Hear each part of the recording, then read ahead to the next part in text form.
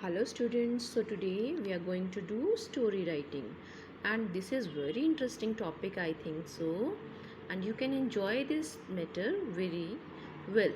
Okay, so what are the rules for writing the story? First of all, we are just going to clear it. So what you have to keep in your mind while writing story: title must be appropriate according to the content. Okay, आपका जो title है वो content जो है उसके according आपका title होना चाहिए. Okay, use past tense for story writing. Story writing के लिए मोस्टली हम पास्ट टेंस यूज़ करते हैं बच्चे. सपोज़ आप कोई भी स्टोरी अपनी दादी माँ से सुनते हैं, नानी से सुनते हैं, या आपके मम्मी पापा सुनाते हैं, तो हम क्या कहते हैं, एक बार की बात थी, एक बार एक राजा था, है ना. एक बार की बात थी, अर्जुन थे, बहुत ही वीर थे. कर्ण थे, जिसको दानवीर कर्ण के नाम से जाना जाता है ना. आज भी हम उनको दानवीर कर्ण के नाम से जानते हैं. उन जैसा कोई दानी नहीं हुआ. तो बीच बीच में हम हालांकि उसको प्रेजेंट में भी लेके आ सकते हैं, लेकिन मोस्टली जो है हम सेंटेंस को पास्ट में यूज़ करते हैं स्टोरी राइटिंग के टाइम. ओके, एट लास्ट कोई भी स्टोरी होती है तो उसके बाद में एक हमें मॉरल एजुकेशन दी जाती है. हमें कहा जाता है कि इस कहानी से हमें ये सीख मिलती है. ओके, सो जैसे कि कोई भी आपको पंचतंत्र की कहानियाँ आपकी लाइब्रेरी में आपकी बुक्स अवेलेबल हैं, आप उनको रीड करते हो, तो हर स्टोरी का एक मोरल होता है. मोरल मीन्स हर स्टोरी से आपको कुछ ना कुछ सीखने को मिलता है.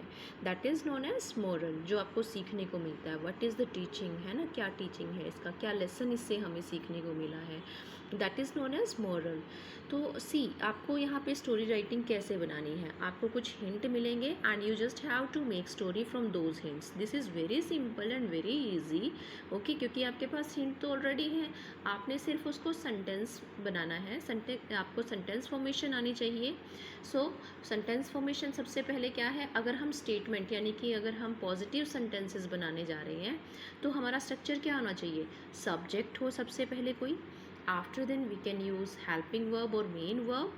Okay, then we can use any object. Okay, this is the formation, sentence formation. So what we have to do now, next हमें क्या पता होना चाहिए. सेंटेंस फॉर्मेशन पता चल गया, हमें पता चल गया कि स्टोरी कैसे लिखते हैं, कौन से टेंस में लिखते हैं. Mostly we have to use past tense second form. Okay, तो अब हम इसको सेकेंड फॉर्म में, लेकिन सारे सेंटेंसेस में तो सेकेंड फॉर्म नहीं यूज़ कर सकते. कभी कभी हमें इसे अगर प्रेजेंट से अटैच करना हुआ then we can use first form also. Okay, so next thing हमें क्या पता होनी चाहिए, नेक्स्ट थिंग जो हमें पता होनी चाहिए वो है कि इसमें आइडिया क्या है, इसमें कंटेंट क्या है, हम क्या लिख सकते हैं, तो वो आपको हिंट से मिल जाएगा, है ना. तो देखिए, suppose I am having one example in front of me. N old lady becomes blind, calls in a doctor, agrees to pay large fee if cured. Doctor comes daily, starts stealing one piece of furniture daily, delays the cure, at last cures her, demands his fees. Lady refuses to pay, saying cure is not complete. Doctor objects. The lady says sight not restored as she cannot see all her furniture. तो इसका moral क्या बनेगा, देखो पहले सबसे पहले हमें hint मिल गया ना कि कोई एक लेडी थी, शायद उसने डॉक्टर को बुलाया किसी ट्रीटमेंट के लिए, और ट्रीटमेंट हमें ये लास्ट वाली लाइन से क्लियर होता है कि साइट मीन्स उसकी आंखों की जो दृष्टि है वो रीस्टोर नहीं हुई. शायद किसी ना किसी कारण से उनकी आंखों की दृष्टि चली गई होगी, और वो रीस्टोर करने के लिए मतलब कि उसको डॉक्टर से वो अपॉइंटमेंट लेती है, उनसे चाहती है कि वो उसका ट्रीटमेंट करें. डॉक्टर उसको विश्वास भी दिलाते हैं, वो लेकिन डिमांड करते हैं बहुत ज़्यादा हाई फीस के लिए, ठीक है, हैवी चार्जेस के लिए. तो उनको जब वो घर पे उनको ट्रीट करने आते हैं तो वो उनके घर से फर्नीचर का एक पीस चुरा लेते हैं, ठीक है, नाउ चुरा लेते हैं, है ना. And first form is written here in these fill ups. तो ये क्या है, दिस इज़ नरेटिव वे, है ना. जब भी हम किसी स्टोरी को डिस्क्राइब करते हैं, if we want to tell about our daily routine, if we want to tell about any story, if we want to tell about any story of our chapter to our ma'am, to our friends, then we just have to use present tense. Okay, first form we are using in these type of the sentences. So let's start how to write story. Title. First of all we just have to give title. ये title actually now this is not visible in the mid. ये आपको mid में visible नहीं हो रहा. जो भी आपका पेज होगा, जहाँ भी आप लिख रहे हो उसके मिड में, पेज के सेंटर में आपको टाइटल लिखना है. ठीक है, जैसे हम किसी पैराग्राफ की हेडिंग देते हैं तो कहाँ देते हैं, that should be in the mid ना, वो मिड में होनी चाहिए. तो टाइटल जो है वो आपका मिड में आएगा. टाइटल हमने क्या दिया, the missing furniture. It's your choice, ये ज़रूरी नहीं है हमने मिसिंग फर्नीचर ही इसका हमने टाइटल देना है. We can give another one also. Okay, then start your story. उसके बाद एक लाइन छोड़ के, टाइटल लिखने के बाद नेक्स्ट लाइन छोड़ के आप उसके नेक्स्ट लाइन से शुरू करेंगे. And your content should start from the left side of the page. Page के लेफ़्ट साइड से आपने अपना कंटेंट शुरू करना है. Some students use to start their content from the mid of the page, so this is the wrong way.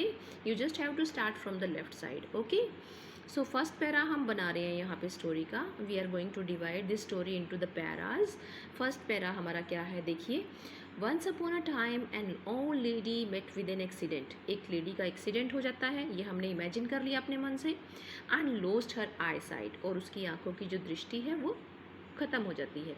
She became very upset and called in the most qualified surgeon in the town to treat her. और वो called in, ये phrase है बेटा देखो. तो वो एक doctor को बुलाती हैं अपने घर पे, उनको मतलब कि उनसे वो अपॉइंटमेंट लेती हैं कि वो उनके घर पे आएँ, उनको ट्रीट करें. सर्जन है ये बेस्ट टाउन का. She promise to pay a large amount of fee to the surgeon if he was able to restore her eyesight. अगर वो उसकी आंखों की दृष्टि वापस ला सकता है ना, तो उसको प्रॉमिस भी करती है. Now we are using second form, pay attention. Okay, promised है ना, ही वॉज एबल. तो यहाँ पे हम second form past tense use कर रहे हैं. The surgeon visited the old lady every day. वो उसके घर पे हर दिन आता है. And give her some medicines, उसको कुछ मेडिसिन्स देता है. He took advantage of the fact that she was blind and couldn't see anything. He started stealing pieces of expensive furniture from the house. वो स्टार्ट कर देता है, ठीक है, क्या करना, उसके घर से एक्सपेंसिव फर्नीचर को स्टील करना.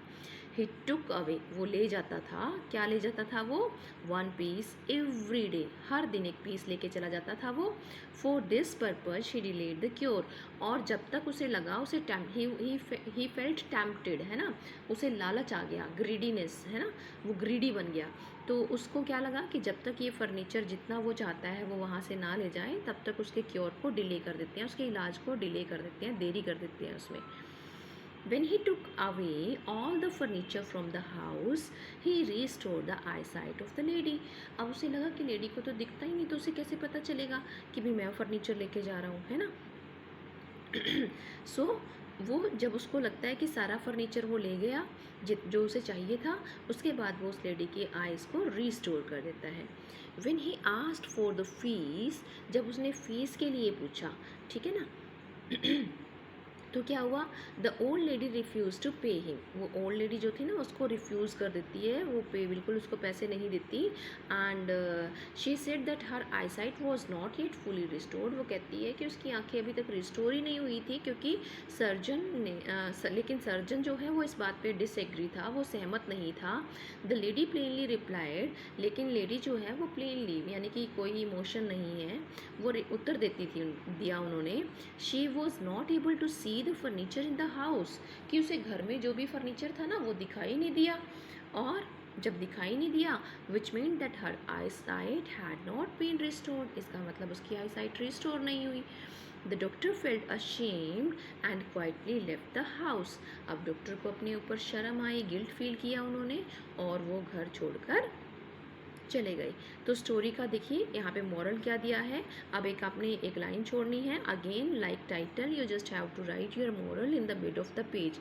अगर आपका मॉरल थोड़ा सा बड़ा है, then you can cover one line, but you just have to leave one line, ठीक है, आफ्टर द स्टोरी. तो क्या है, God watches every action, so we should be true to our duties. परमात्मा जो है वो हमारे हर काम को देखता है, भले ही वो लेडी जो है वो उनको आँख से दिखाई नहीं देता था, एक तरह से परमात्मा ने उनको ये चीज़ एक ज्ञान दिया, उनके नॉलेज में डाली कि फ़र्नीचर कोई लेके गया है, वहाँ से फ़र्नीचर था, तो वो एक तरह से उसको विज़डम, उसको बुद्धि देते हैं, ये कहने की हिम्मत देते हैं कि उसकी आई जो है वो रिस्टोर नहीं हुई, क्योंकि कोई वो फ़र्नीचर दिखाई नहीं दे रहा उनको, है ना। तो यहाँ पे हमें ये एक्शन मिलता है कि भगवान हमारे जो काम हैं उनको हर कोने से देखता है, हर एंगल से देखता है, तो इसीलिए हमें अपना हर काम, चाहे कोई हमें देख रहा है, चाहे नहीं देख रहा है, कोई ऑब्ज़र्व कर रहा है, नहीं कर रहा है, हमें अपना काम बड़ी ईमानदारी और मेहनत से करना चाहिए। Okay, now see one more example. अभी स्टोरी में क्या है बेटा, स्टोरी में देखिए, मैं थोड़ा सा आपको आउटलाइन देती हूँ। God's promise to a disciple, जो उनका फॉलोवर होता है ना उसको बोलते हैं, to visit her. Disciple cleans her house and waits for God. Poor old lady knocks her door. Disciple doesn't help her, tells her not to waste her time. Next, beggar comes at the doorstep. She doesn't entertain him either. Finally, a child knocks her door. She sends him away too. Dreams of God. God that night. God tells him that he had come thrice at her doorstep, but she didn't bother. Disappointed. Moral. ठीक है, इसमें देखो एक कहानी है कि एक lady है कि उसको मतलब वो भगवान को मानती है, भगवान को वो प्रे करती है कि वो उसे दर्शन दे, और भगवान चाहता उसे मतलब एक तरह से प्रॉमिस करता है कि ठीक है वो दर्शन देगा। तो फर्स्ट टाइम जो भगवान है उनके घर पे नोक करता है, ठीक है। लेकिन जो लेडी है वो उसको एक तरह से वो उसकी हेल्प नहीं करती, पुअर ओल्ड लेडी के रूप में वो नोक करते हैं, ठीक है। नेक्स्ट टाइम वो बेगर के रूप में आते हैं, डोर स्टेप पे नोक करते हैं, तो भी वो उसको एंटरटेन नहीं करती। फिर वो नोक करते हैं एक बच्चे के रूप में, तो भी वो उसको वापस भेज देती है। तो भगवान जी उसको दर्शन देते हैं उसके सपने में कि वो 3 बार घर पे आए, उसके दरवाजे पे आए, लेकिन उसने उसको कोई मतलब कि ध्यान ही नहीं दिया, तो इससे वो अब डिसअपॉइंट फील करती है ना। तो यहाँ पे गॉड कमिंग होम हमने इसका टाइटल दिया है, स्टोरी हम लिखेंगे इससे बना करके। ओके, एंड देन मोरल है, God resides in every human being, कि ये नहीं है कि भगवान आपको आके दर्शन देंगे बिल्कुल साक्षात रूप में, जैसे टीवी में या पिक्स में ऐसे आपको दिखाई दिया जाता है। भगवान कण कण में मौजूद हैं, और हम चाहें तो भगवान के कहीं भी दर्शन कर सकते हैं, अपने अंदर कर सकते हैं, जो भी चीज़ें हमारे आसपास हैं हम उनमें कर सकते हैं, ताकि हम किसी को हर्ट ना करें। हम सोचें कि इनमें भी भगवान है, अगर हम ऐसा सोचेंगे तो किसी को हर्ट नहीं करेंगे ना। ओके, सो ये हमने इसका मॉरल दिया है। नेक्स्ट क्वेश्चन अब भी हमारा ऐसे ही है, ठीक है। Mystery of the stolen purse हमने इस स्टोरी का नाम दिया है, और then we have given moral, guilty conscience breaks the mind. ये होता है ना कि भाई चोर की दाढ़ी में तिनका, है ना, ये वो बात होती है। Okay, next question you, will read it इट योर सेल्फ बेटा। A rotten apple spoils the whole barrel, यानी कि एक ख़राब एप्पल जो है वो पूरी की पूरी बास्केट में या जहाँ भी हमने एप्पल्स को स्टोर कर रखा है उस पूरे के पूरे एप्पल को वो जितने भी उसके आसपास रखे हैं सबको सड़ा देती है वो, ठीक है। तो इसीलिए हमें बैड कंपनी जो है वो अवॉइड करनी चाहिए। अब यहाँ पे आजकल हमारी बैड कंपनी क्या है, वैसे तो हम फ्रेंड्स को कहते हैं, कहीं आजकल हमारी क्या बनती जा रही है, समटाइम्स हम जैसे कि ऑनलाइन एजुकेशन हम ले रहे हैं, है ना।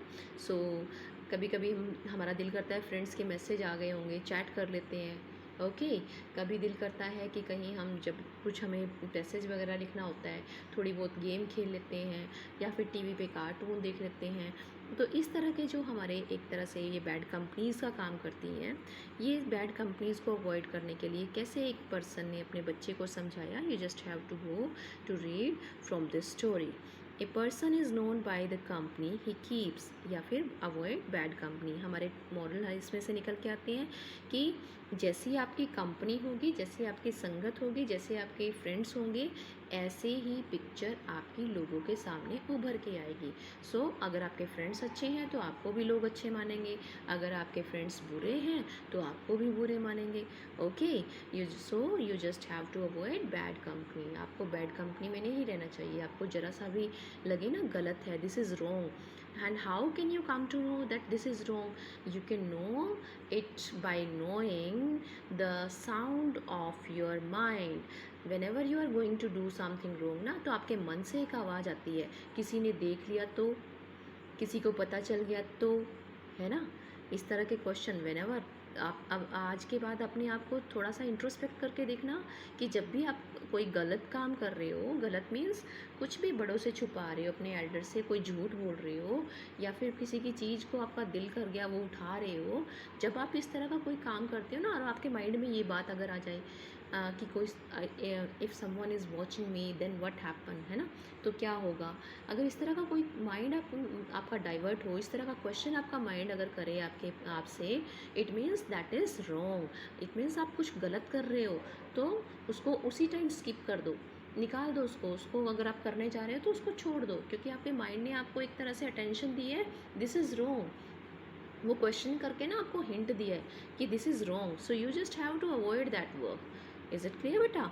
I hope you will get the moral values and follow these values in your life to be a good and civilized person. Thank you.